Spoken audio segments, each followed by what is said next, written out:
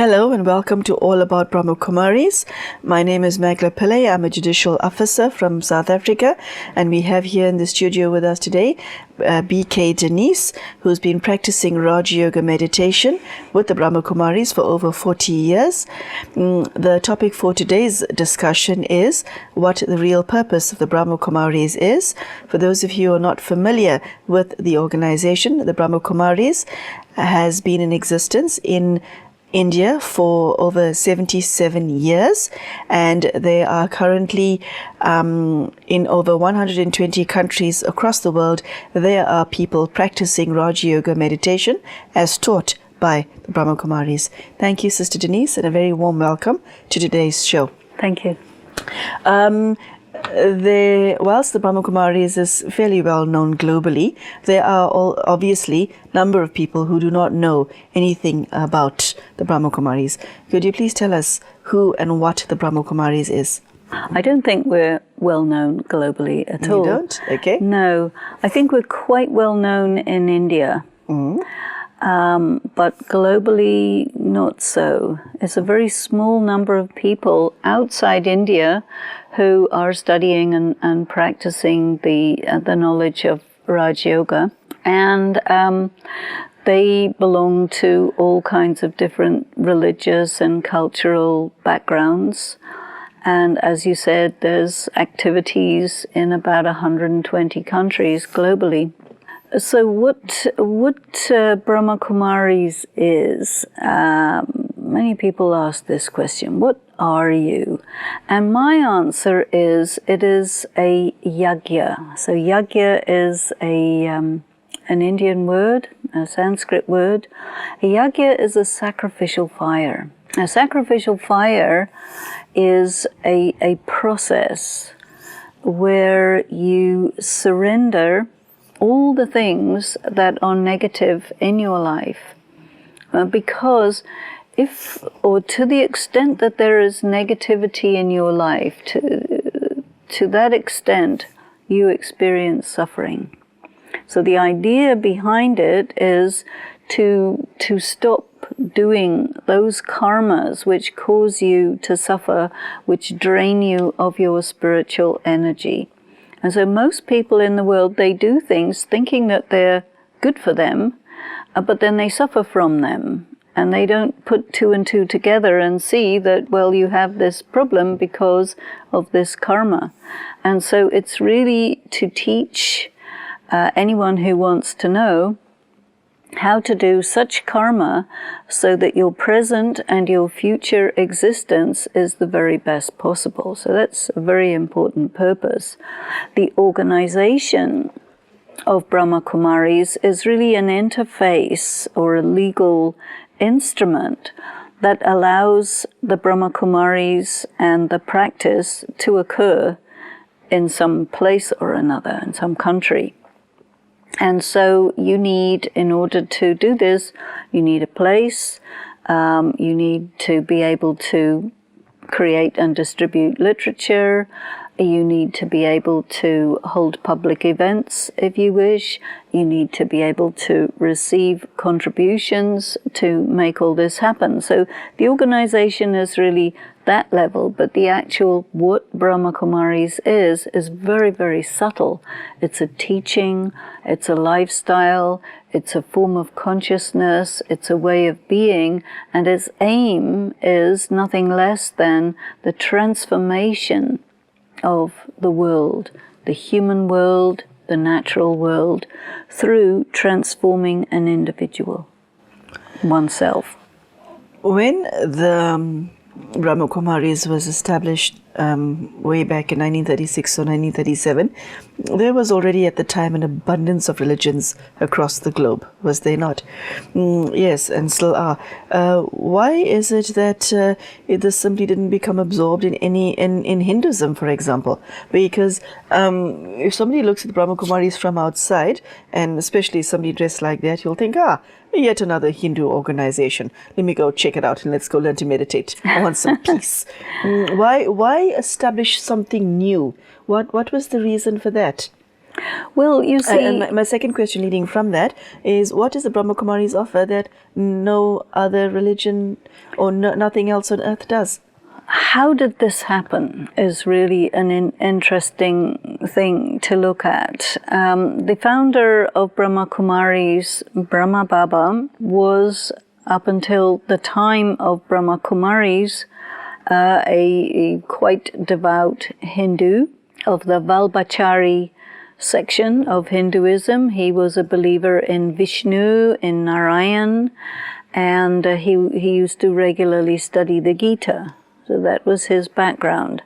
He was a jeweler from Sindh, a self-made businessman, and he lived in Hyderabad. And then he experienced visions, he experienced many deep changes in his life.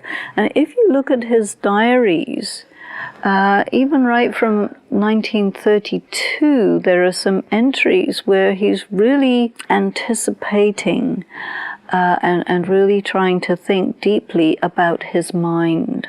And he wants to have a pure mind. He's contemporary with Gandhi, contemporary with Rabindranath Tagore, and people at that time in India were trying to create a new kind of India.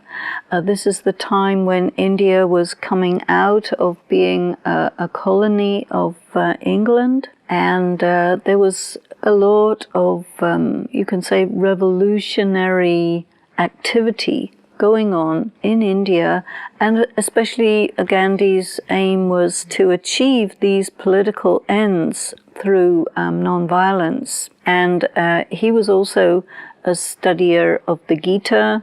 Tagore was also studying the Gita. So very much there was importance given to the Gita. And in Brahma Kumaris also there are many, many references made to what it says in the Gita. Now, our information that we work with is understood to come from the Supreme Soul. So this is really what is new and different, is that the Supreme Soul, the Supreme Father of all souls, comes on this earth and begins to say, you know, I'm here, and now I'm here to give you the fruit of your devotion. Now, in the Gita, there are some interesting phrases. One in particular that's often mentioned is that it's like God's promise that whenever there is the extreme of irreligion and unrighteousness in Bharat, Bharat is another word for India, then I come and I destroy the irreligiousness that is so widespread, and I establish true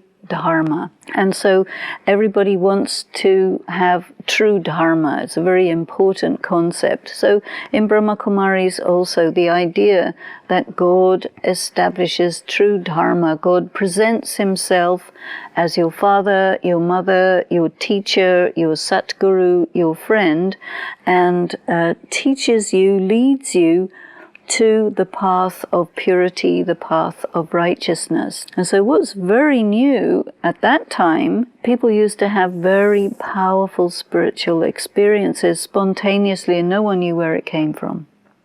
Brahma Baba experienced that too, and many of the people in his immediate community experienced that, and nobody really knew what was going on. So Brahma Baba used to have a satsang where he would read from the Gita, and he would chant the Om, which is a very common thing to do in India, chant the Om.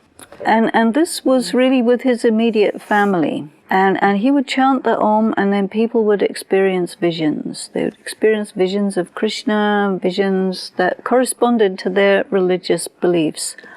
And they became, it became famous. You know, if you go to Dada Lekhraj, that was his name at that time, you can have visions. And so people flocked. because they all enjoyed so much, this experience. And then the society said, oh, this looks funny to us. This is not normal. People don't have visions like that. In India, it's considered a very, very high achievement of devotion over a long period of time to see these visions. And Dada Lekharaj was very spiritually inclined and had a total of 12 gurus, but he was somehow never satisfied with them. And when this started happening, his gurus said to him, this is out of our range. You're on your own here. We don't know what's going on. So he really was on his own. And he traveled to Benares, he traveled to Kashmir to try and figure it out, because he really was on his own. And then gradually, over time, he became aware that there was a power working through him. And after more efforts to try and figure this out, it became clear that this was the one who calls himself Shiva, the Supreme Being, the Supreme Soul, who has come from the world of Nirvana, who is not a human soul, who is the father of the souls, and he is here because the world cycle is changing and he has to renew the world socially, spiritually, energetically, geographically. And he would make mention to some of the scriptures which did say that a time will come when this happens.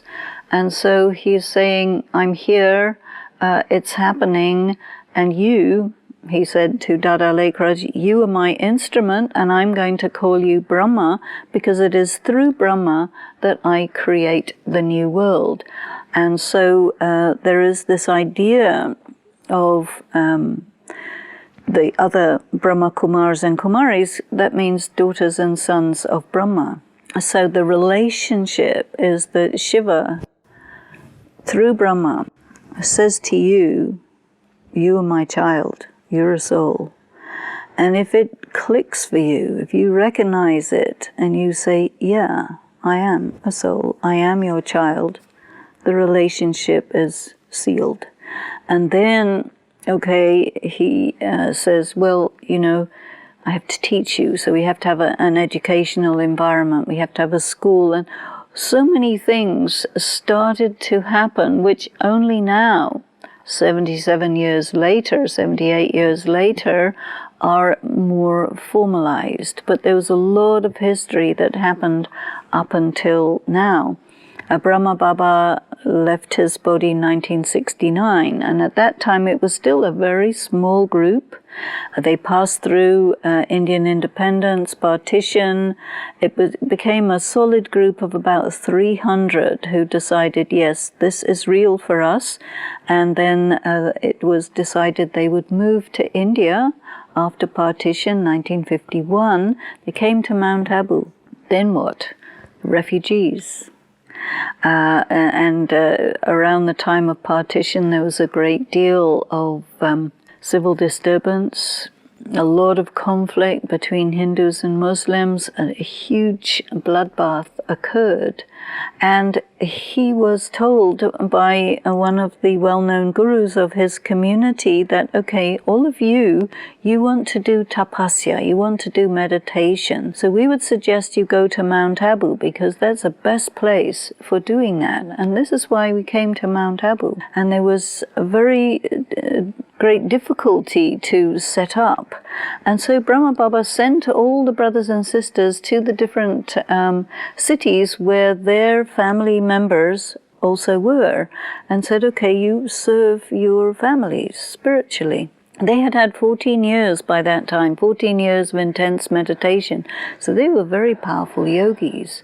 And they just went out on a wing and a prayer, And out of that came the beginnings of centers, and they would come backwards and forwards between Mount Abu and wherever.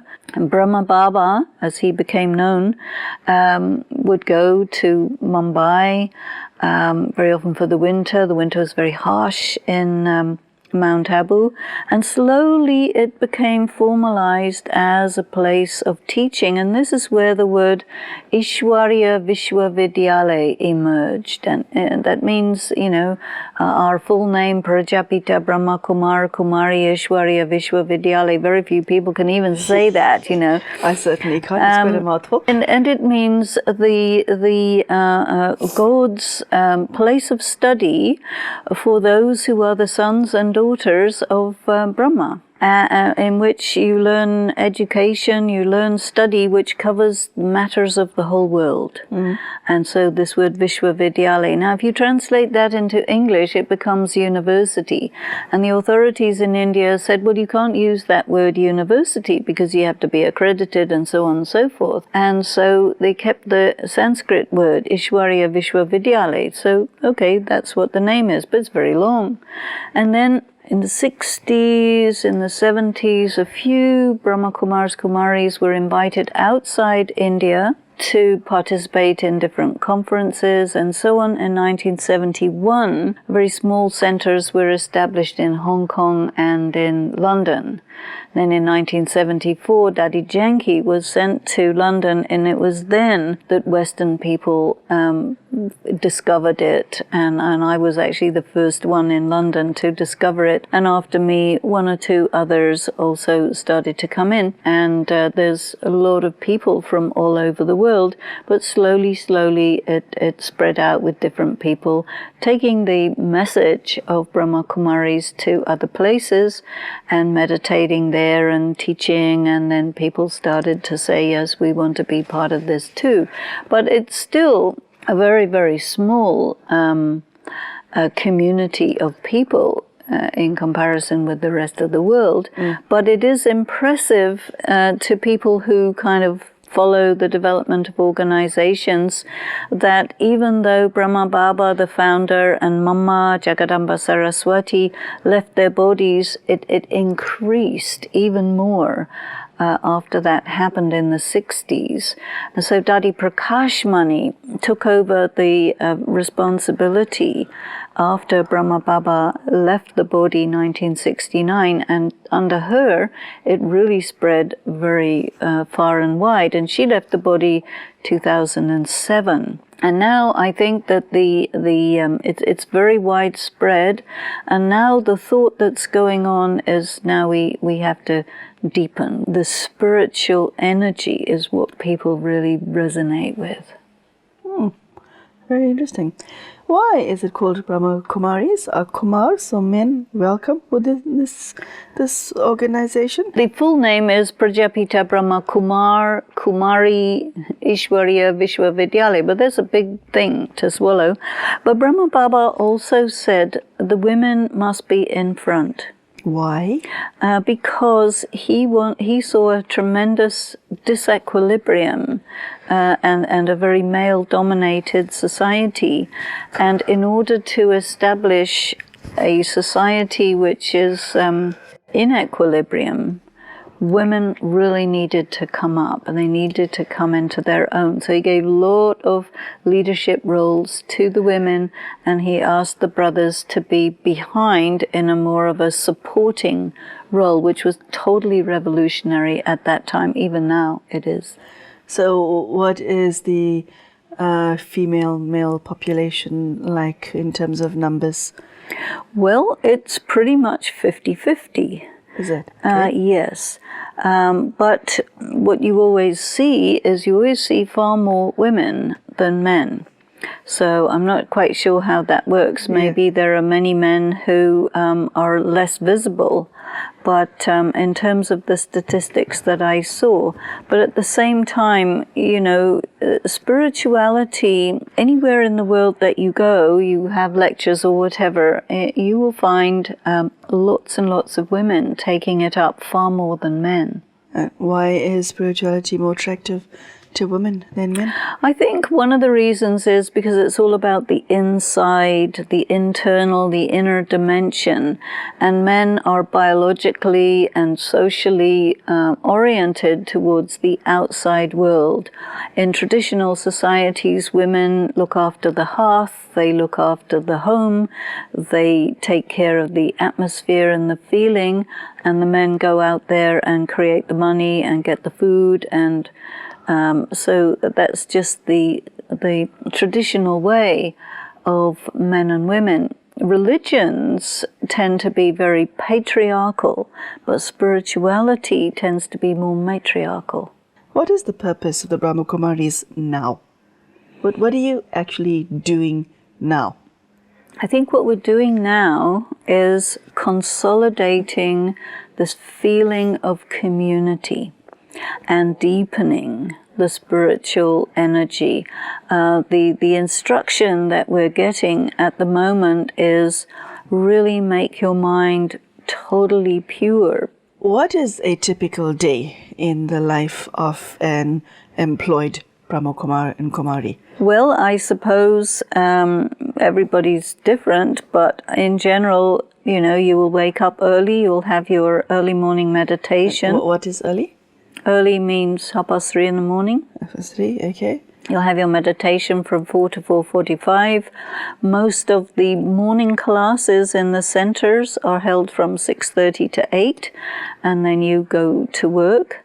In a small center, the person who is looking after the center is also usually doing a job, so they will also make their food for the day before the morning class. Very often it's done like that. And then they will go out and do their day's work. They'll come back in the evening. They'll probably shower and change. And they'll have some meditation, and then they will have the evening classes. So very often when people are learning about Brahma Kumaris, they'll come for a course, and that's usually held in the evening. And then they will go to sleep by 9:30, 10 o'clock. This is a typical day. That's across the globe. Más o menos, I see.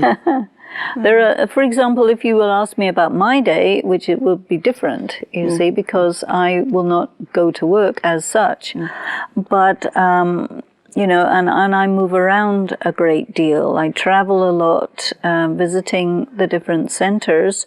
But most of my time when I'm not traveling will be in Mount Abu, which is here, or Shantivan, or London. And so there, the time period when an employed person will go to work, I will do my spiritual service in the center. So whatever projects I have.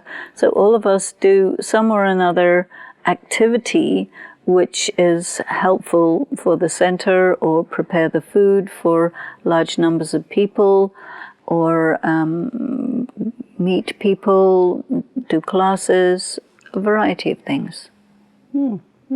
Interesting. So there are Brahmakumaris and Kumaris who have full-time jobs. Yes, and there are some who have part-time jobs. There are those who have part-time jobs.